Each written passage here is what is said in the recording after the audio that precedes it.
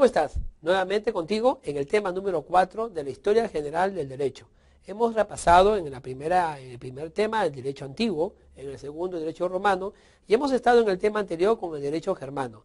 Es muy importante que tú puedas ver que no importa la edad o las épocas en las cuales la cultura humana se ha desarrollado, siempre ha tenido un concepto de necesidad de resolver conflictos sociales.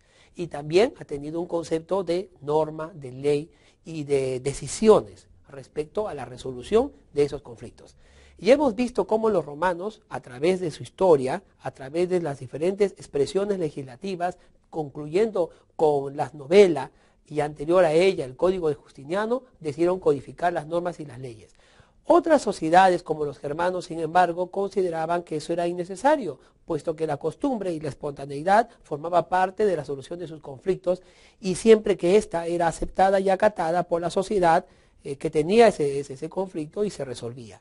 Había una cultura, aparte de los romanos y los germanos, una cultura en especial, denominados bárbaros, pero que en realidad eran grandes culturas. Me refiero al imperio visigodo. Los visigodos eran considerados por los romanos también unos bárbaros, pero durante mucho tiempo los visigodos hicieron alianzas con los romanos y llevaron y aprendieron uno del otro respecto a los temas legislativos y respecto a los temas normativos. Es interesante estudiar el derecho visigodo porque no creamos nosotros que solamente los romanos tenían esa gran influencia en lo que es codificación. Ya los visigodos tenían la idea de lo que significaba un código o una reunión de normas y leyes, y eso le dio una gran preponderancia a su cultura. Los visigodos estuvieron existiendo hasta el año 711 después de Cristo, cuando finalmente los islámicos invaden la península ibérica y son destruidos los visigodos por esta invasión. Así que quiero invitarles a que me acompañen a hacer un repaso de la legislación que los visigodos tienen para nosotros en esta historia general del derecho. Vamos a ver con la primera diapositiva. Como podemos ver en esta diapositiva, dentro de los pueblos germanos resaltan los visigodos. Dice que tenían una muy buena relación con los romanos, pues muchas veces se auxiliaron mutuamente en guerras a cambio de tierras. Tienen un sistema jurídico compuesto por normas personales de los visigodos y de súbditos no germanos del estado hispanogodo. Quiero explicarte algo.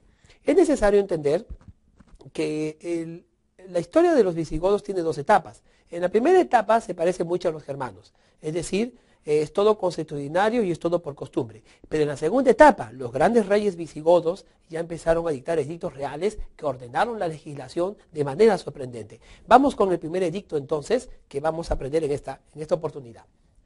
Tenemos el Código o Edicto de Eurico.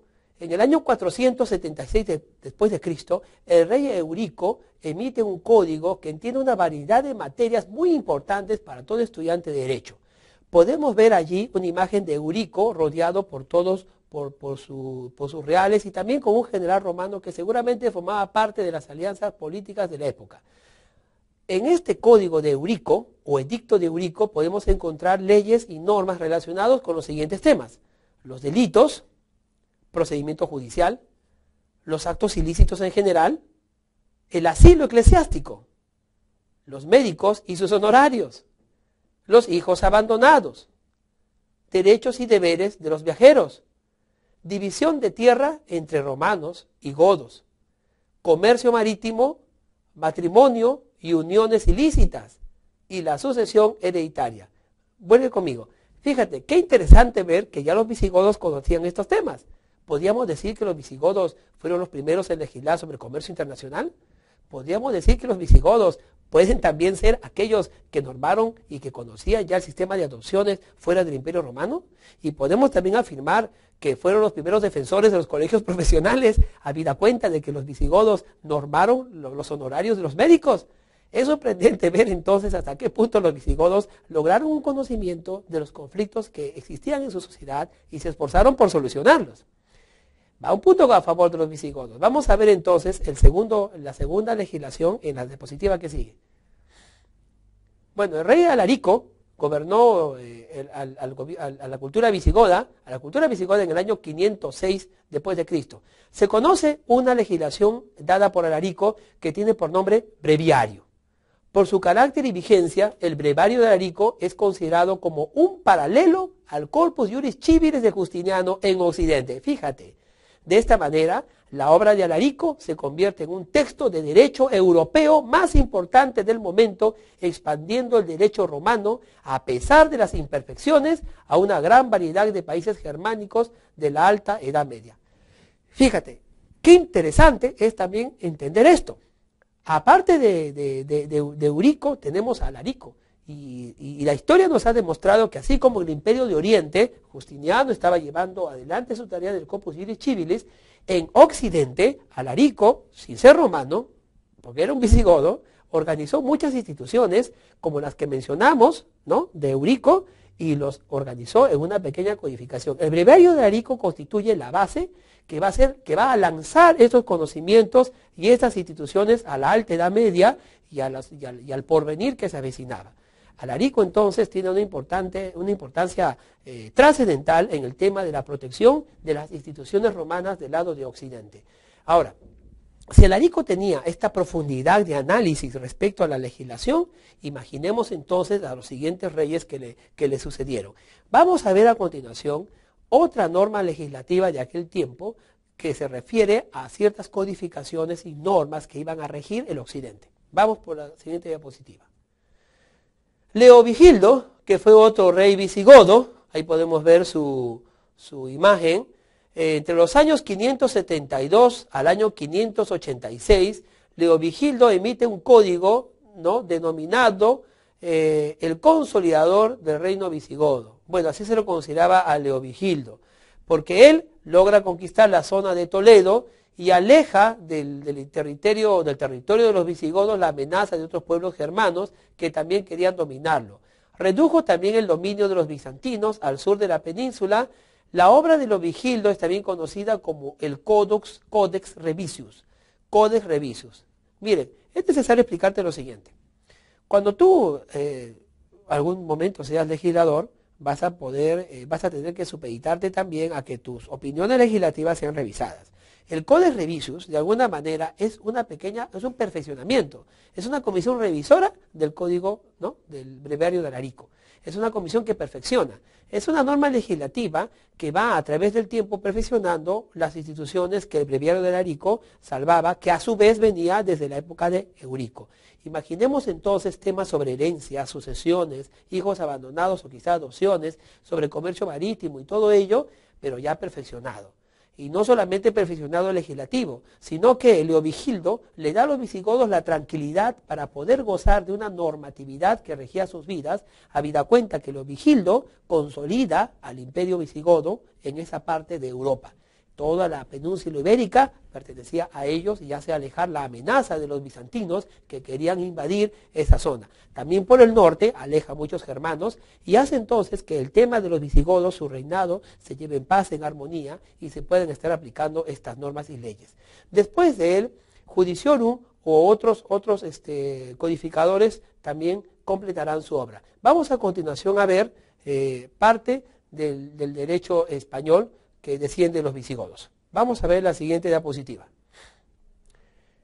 Bueno, en el año 654 después de Cristo, ¿no?, la antigua cultura visigoda emite lo que nosotros conocemos hoy en día como el libro de los jueces o Liber Judiciorum, también conocido como Lex Visigotorum, es decir, ley de los visigodos. Es la última y quizá la más representativa de las obras de la fecunda obra visigoda del derecho.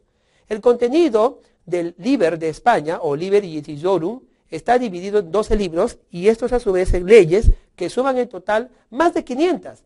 Imagínense, un Liber Judiciorum con más de 500 leyes. Quiero decirte algo. Miren, hasta este instante hemos hablado del Corpus Juris Civilis, pero fíjense que en esta parte del mundo, en la parte de Occidente, no solamente de Oriente, sino de Occidente, de Europa, podemos encontrar que los visigodos hicieron una tarea legislativa comparada a la que estaba haciendo Justiniano con el Corpus Juris Civilis en el Oriente. ¿Y en qué consistía esta labor? Quiero mostrarte algo en esta siguiente diapositiva. Bueno, el libro de los jueces, o Liber Judiciorum, se dividía en 12 títulos. El número 12 nos da la idea de orden y nos da una idea de paridad. Por ejemplo, y aquí lo tenemos, en el primer libro, el primer título tenemos de la ley y el legislador, un compendio de normas y legislaciones que se relacionaban con la conducta del legislador y la aplicación de la ley. El segundo título trataba sobre la organización de los tribunales y del procedimiento judicial. Fíjese qué sorprendente es entender. Era la ley orgánica de Poder Judicial de los visigodos. Y tenemos a continuación, como tema número 3, el derecho matrimonial. El 4, derecho de familia y derecho sucesorio. Es decir, el número 3 y el número 4 sería lo que hoy conocemos como derecho de sucesiones o derecho de familia. En el título 5, el Liber Judiciorum hablaba de los contratos, lo que hoy sería el acto jurídico o la fuente de las obligaciones. En el número 6, algunos delitos y sus penas y aplicación del tormento. Bueno, no, definitivamente en nuestra época no debiera haber eso, ¿no? Pero estaba, fíjese, ya legislado el tema de las penas y los delitos. Ya tenían una especie de código penal. Los hurtos y engaños, fíjese, o sea, una parte dedicada al fraude. Violencias y daños contra la propiedad rural y pecuniaria, trataba el título 8. Ya había una suerte de un conocimiento primitivo acerca de la responsabilidad por los daños cuando ésta afectaba mi propiedad rural y mi propiedad pecuniaria. El libro 9 trata sobre los siervos fugitivos, los desertores del servicio militar, el derecho de asilo e inmunidad de los templos. Pues fíjese, pues ya tampoco tenemos aquí también tenemos un poco de código de justicia militar y tenemos un poco de derecho de asilo. Quizá no del asilo diplomático, pero sí el asilo primitivo que ocurría en las iglesias. Por último, o antepenúltimo, tenemos el tema número 10, que trata sobre la división y arrendamiento de tierra y siervos, prescripción y cuestiones sobre términos y límites de la propiedad inmueble. Es decir, tenemos ya un libro de derechos reales.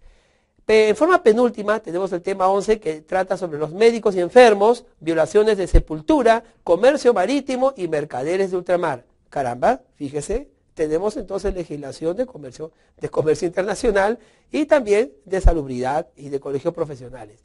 Y por último, el título número 12 de este libro Judiciorum, de los visigodos, decía y trataba sobre los funcionarios públicos que oprimían al pueblo y las leyes sobre herejes y judíos. Bueno, un poquito ya de libertad de conciencia y religión.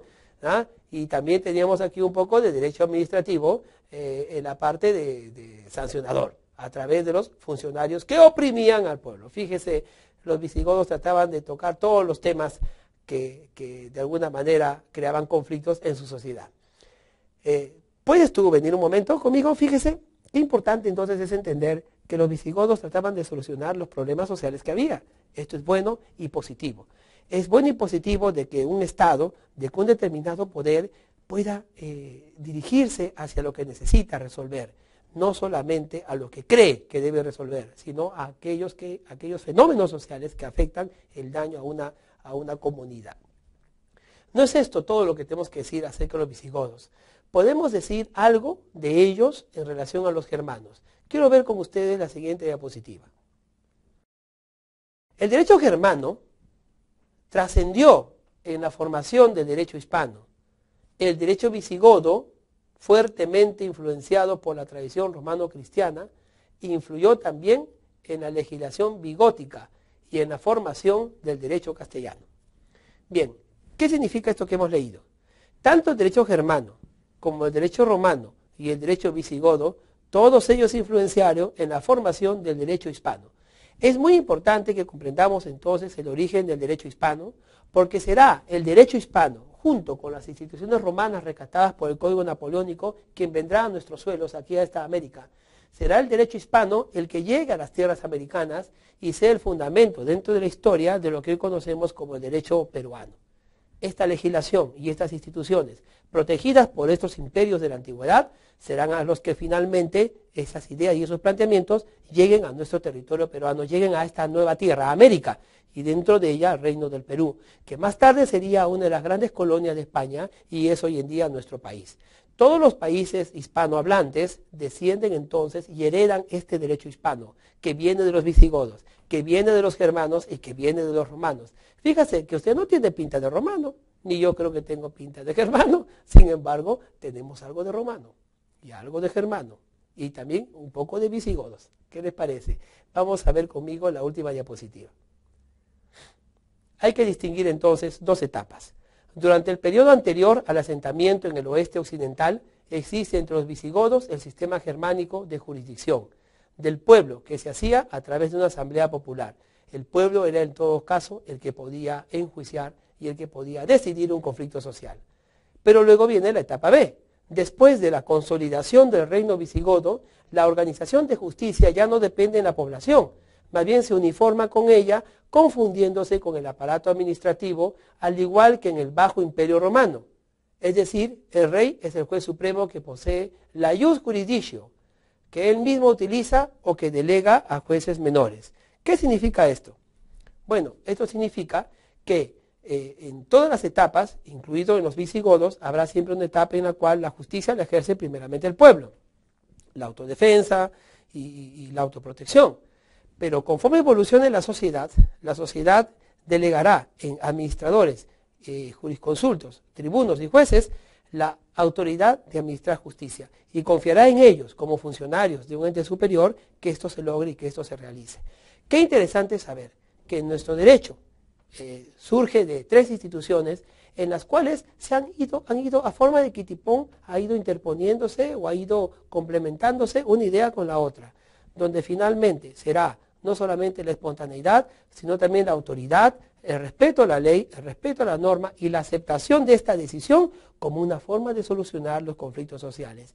Entendamos entonces que la normatividad es muy importante para entender todo esto. El rey entonces será al final de cuentas el juez supremo, pero delegará en sus funcionarios y en sus segundos esta facultad de administrar justicia. Los jueces finalmente serán aquellos que administren justicia a nombre del rey. Los jueces serán, al final, aquellos que administren justicia a nombre del emperador. Y no importa la raza o cultura que estudiemos, habrá siempre esta materia de evolución. Muy pronto estudiaremos un derecho constitucional incaico. Muy pronto estudiaremos un derecho de las antiguas culturas. ¿Será posible que estas antiguas culturas también tengan legislación o no la tuvieron? ¿Tuvieron algún mandato moral que guía y solucione los conflictos sociales? Cada sociedad, a través de la historia, ha solucionado de alguna manera los conflictos sociales y ha mantenido ese equilibrio que necesitaba para poder desarrollarse. Los grandes imperios, las grandes culturas, siempre han tenido que optar por esto. Han tenido que optar por la autoridad, por la normatividad y por la ley. Una ley que tiene que ser aceptada por todos y que tiene que resolver y satisfacer una necesidad de conflicto social para búsqueda del bien común. Gracias por acompañarnos en esta segunda unidad. Hemos estudiado cosas maravillosas que esperamos que tú no olvides. Por favor, repasa siempre los temas. Muy pronto, tú tendrás que ser un abogado que conozca esto, conozca la historia, porque todo abogado que conoce historia podrá siempre aprender de ella y aplicar ese conocimiento para el futuro próximo, porque ser abogados también nos hace un poco historiadores. Gracias. Y siempre que ésta era aceptada y acatada por la sociedad que tenía ese conflicto y se resolvía. Había una cultura, aparte de los romanos y los germanos, una cultura en especial, denominados bárbaros, pero que en realidad eran grandes culturas. Me refiero al imperio visigodo. Los visigodos eran considerados por los romanos también unos bárbaros, pero durante mucho tiempo los visigodos hicieron algo en el primer tema, el derecho antiguo, en el segundo, el derecho romano, y hemos estado en el tema anterior con el derecho germano. Es muy importante que tú puedas ver que no importa la edad o las épocas en las cuales la cultura humana se ha desarrollado, siempre ha tenido un concepto de necesidad de resolver conflictos sociales. Y también ha tenido un concepto de norma, de ley y de decisiones respecto a la resolución de...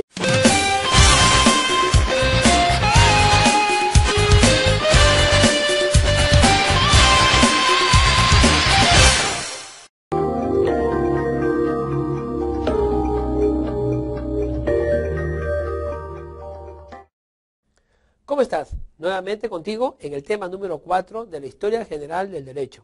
Hemos repasado esos conflictos.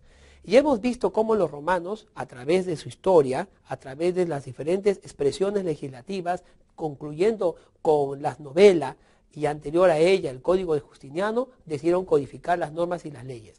Otras sociedades, como los germanos, sin embargo, consideraban que eso era innecesario, puesto que la costumbre y la espontaneidad formaba parte de la solución de sus conflictos, alianzas con los romanos, y llevaron y aprendieron uno del otro respecto a los temas legislativos y respecto a los temas normativos. Es interesante estudiar el derecho visigodo porque no creamos nosotros que solamente los romanos tenían esa gran influencia en lo que es codificación.